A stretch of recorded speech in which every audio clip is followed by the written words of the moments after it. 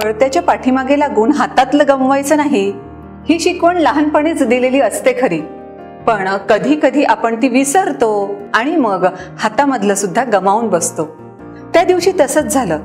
ती छोटी 2 मुलं पोट भरण्यासाठी म्हणून समुद्र किनाऱ्यावरचे शंख गोळा करायचे, कुठेतरी नेऊन विकायचे आणि थोडेफार पैसे त्यांना मिळायचे. त्यामधून त्यांना थोडंफार खाणं शक्य व्हायचं.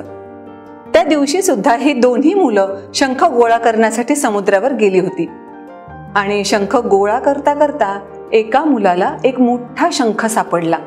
त्यानं लगेच त्या दुसऱ्या मुलाला दाखवलं आणि म्हटलं की या मोठ्या शंखाचे मला भरपूर पैसे मिळतील, आता मी सगळे मोठेच शंख गोळा करणार आहे.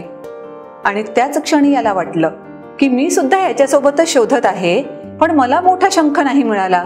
आता हे छोटे शंख जे त्यानं ऑलरेडी गोळा केलेले होते, आता हे छोटे शंख जे मी गोळा केले त्याचा तरी काय उपयोग, मी आता फक्त मोठेच शंख गोळा करेन. म्हणून त्यानं हातातले जे शंख होते छोटे गोळा केलेले ऑलरेडी, ते सगळे टाकून दिले आणि मोठे शंख शोधण्याच्या नादामध्ये तो लागला.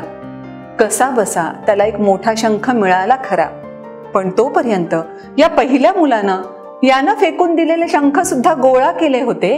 मोठे छोटे जसजसे शंख सापडतील तसतसे तो गोळा करत होता. आणि जेव्हा शंख गोळा करण्याचं काम त्यांनी संपवलं, शंख विकले, तेव्हा असं लक्षात आलं की त्या मोठ्या शंखापेक्षा सुद्धा छोट्याच शंखांची किंमत अधिक आलेली होती. आणि या दुसऱ्या मुलानं मात्र सगळे छोटे शंख टाकून दिले होते मोठा शंख शोधण्याच्या नादात. आपणही असंच करतो ना? कधी तुमच्याही बाबतीत झालं आहे का असं की पळत्याच्या पाठीमागे लागून आपण हातचं गमावलं? असं काही झालं असेल तर कमेंट बॉक्समध्ये अवश्य लिहा, आम्हालाही ते वाचायला आवडेल. थँक्यू.